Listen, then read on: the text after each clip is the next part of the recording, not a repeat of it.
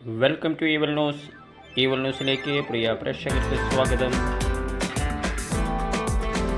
കേച്ചേരി പന്തളം റോഡിൻ്റെ ടാറിംഗ് പ്രവർത്തനങ്ങൾ പുനരാരംഭിച്ചു. മഴ മൂലം നിർത്തിവെച്ചിരുന്ന ടാറിംഗ് പ്രവർത്തനങ്ങളാണ് ഇന്നലെ മുതൽ പുനരാരംഭിച്ചത്.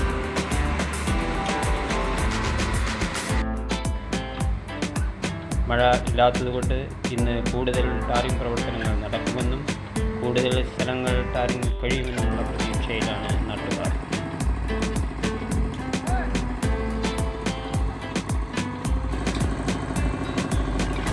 ഇന്നലെ നടന്ന ടാറിങ്ങിൽ കേച്ചേരി സെൻട്രലിൽ നിന്നും ഗണിൽ വർക്ക്ഷോപ്പ് റോഡ് വരെയുള്ള റോഡിൻ്റെ ഇരുഭാഗങ്ങളും ടാറിംഗ് ചെയ്ത് അവസാനിച്ചു.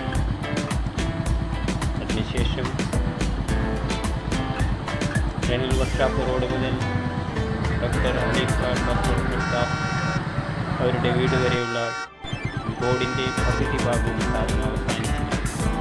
ഇന്നു മുതൽ അവിടെ നിന്നും റോഡിൻ്റെ പകുതി ഭാഗമാണ് ടാറിംഗ് ആരംഭിച്ചിട്ടുള്ളത്.